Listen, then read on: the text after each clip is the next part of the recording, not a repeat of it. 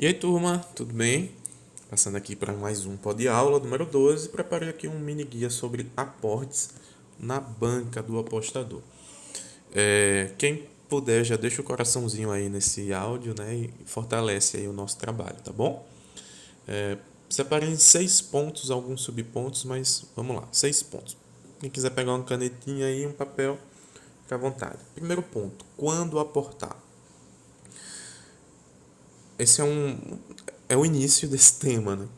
Quando é a hora de aportar? Quando é a hora de... O que é aporte, né? O aporte é você investir mais dinheiro onde você já tem um investimento, tá? Em síntese, isso é aporte. Mas quando é que chegou a hora de investir mais dinheiro? Dentro das apostas esportivas, o primeiro ponto que a gente tem que ter plena consciência é que é um investimento de risco, tá? Então você nunca vai ter a plena certeza, tá, de que sempre vai dar tudo certo ao seu favor, tá? Então esse é um primeiro ponto. Mas mesmo sendo um investimento de risco, você pode ter parâmetros, tá? E você pode ter um conjunto de ações, de históricos, de números que lhe comprovem que pode sim, que você está fazendo um investimento que pode sim ser rentável no longo prazo, tá?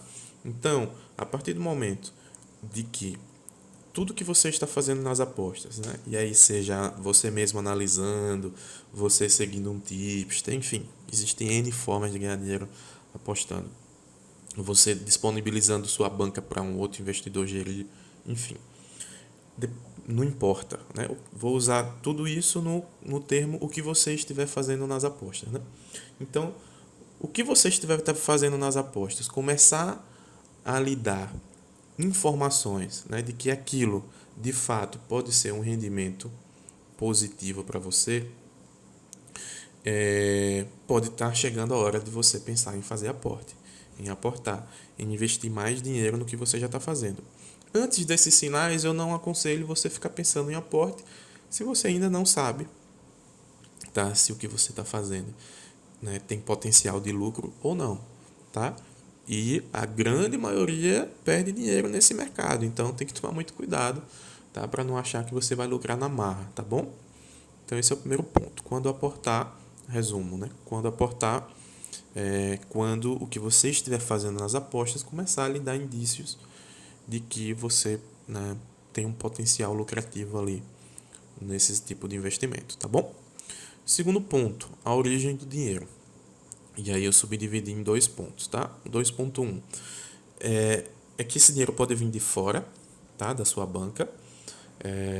E aí ele vai vir, né, da sua poupança, vai vir, tá, do seu gerenciamento de finanças, né, para poder sobrar dinheiro para investir. Então nunca pode ser um dinheiro que seja amarrado com orçamentos familiares ou com gastos do dia a dia. Então todo aporte ele tem que ser um dinheiro livre de amarras, tá? Então um dinheiro que você economiza para poder investir, tá bom? E o 2.2, a origem desse dinheiro pode ser de dentro. Como assim, Eric, de dentro? De dentro da sua própria banca, tá? Você pode, nos momentos de recalcular a sua banca, pegar o lucro inteiro ou parte desse lucro e reinvestir no seu investimento, reinvestir na sua banca. Tá? Considero isso também aportar, porque você poderia muito bem, e pode, né? Cada um faz o que quer, retirar todo o lucro que você conseguiu em um determinado período de tempo e seguir com aquela banca original. Então, quando você decide não retirar esse lucro e recalcula as suas unidades, aumenta o seu investimento, você está fazendo um aporte. Só que o dinheiro ele é interno, né? Ele é de dentro da sua própria banca, já foi gerado, tá? Dentro da sua própria banca. Então tem essas duas origens de dinheiro aí. Terceiro ponto, né? Muito puxado pelo ponto 2. O saque é obrigatório? Veja, a resposta é não, tá? Por muito tempo eu achei que a resposta fosse um sim com muita contundência, assim, né? Que o lucro, em certa medida, parte dele teria que ser revertido em saque, né? Para o apostador ter satisfação, né? Para o apostador ver o seu trabalho de forma material, né? Enfim. E isso é muito importante, de fato. Foi muito importante na minha carreira. Mas em vários momentos também eu percebi que não é só isso que dá a satisfação e o senso de trabalho realizado para o apostador. Ver sua banca crescer, ver sua unidade crescer, né, de forma um pouco mais rápida, já que você reinveste todo o seu lucro, também é muito satisfatório. Tá? E aí isso vai depender muito da condição financeira de cada um, das fontes de renda de cada um e etc. Mas e é uma conta, né? Quanto mais você saca, menos você reinveste. Quanto menos você saca, mais. É uma conta simples, né? Quanto menos você saca, mais você reinveste. Então, você tem que fazer essa medida, tá? Entre saque e reinvestimento. E pode, a depender da sua condição de vida, a depender dos seus planos, a depender, né, do que você quer com sua banca, você pode, né, fazer algum tipo de sacrifício, né, ou algum tipo de organização financeira para ter uma fonte, para ter múltiplas fontes de renda que seja capaz, né, de você não precisar sacar e reinvestir, reinvestir, reinvestir até você crescer sua banca na medida que você deseja, etc. Tá? Então, um pouco disso fica muito a critério aí do que fazer com os lucros estritamente das apostas, né?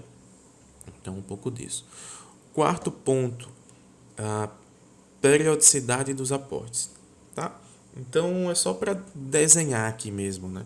Então, você pode fazer aportes de forma mais rápida, tá? Com períodos mais curtos.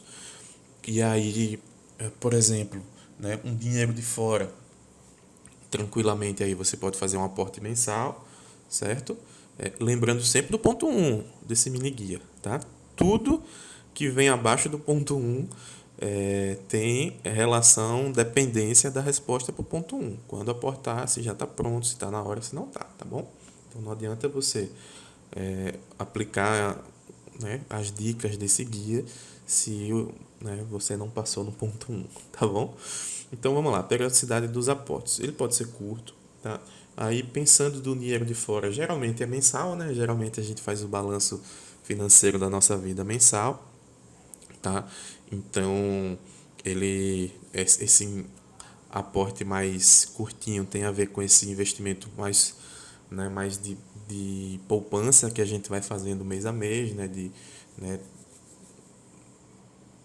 esqueci a palavra, me fugiu a palavra, mas tudo bem, vou usar o termo poupança, porque poupança a gente associa, né, a forma de investimento poupança, mas poupar, né, gerir o dinheiro para poupar uma parte, né, da nossa do que a gente ganha por mês para poder investir e se o alvo for as apostas esportivas, né, você pode ter esse aporte mais de curto prazo, mês a mês, tudo mais. Então isso é um ponto possível. Também é possível você ter um aporte de curto prazo mais curto ainda, que é o quê? Isso vai depender muito do período que você recalcula a sua banca, né? Então, você pode recalcular a sua banca em períodos muito curtos, tá? E fazer essa ideia de aporte com dinheiro de dentro, né? Com uma periodicidade muito menor, por exemplo, semanalmente, tá? Então, semanalmente você pode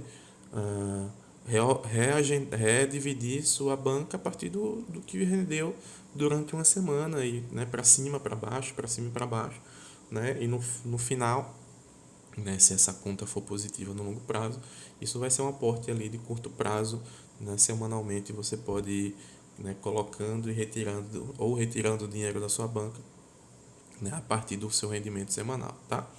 E também tem os aportes mais longos que você pode a partir do dinheiro de fora, né, você ir juntando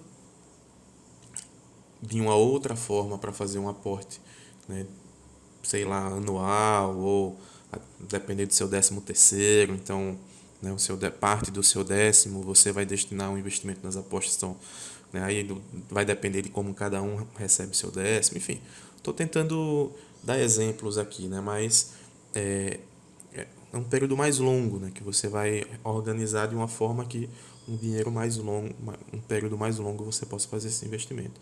E da origem de dentro, né, também você pode se organizar para trabalhar com periodicidades maiores aí de recalculagem de banca, né, caso você sinta-se mais confortável para fazer isso, né, para não ficar tão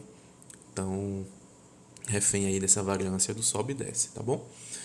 Quinto ponto é o tamanho dos aportes. Veja, você pode, isso daí não tem uma lógica, não tem uma resposta certa, né? Mas nitidamente os aportes menores, os aportes pequenos, você vai sentir menos ali o peso do dinheiro, digamos assim, tá? E os aportes mais constantes, isso vai te transformando aos poucos, né? Vai fazendo você lidar aos poucos com o crescimento de uma banca.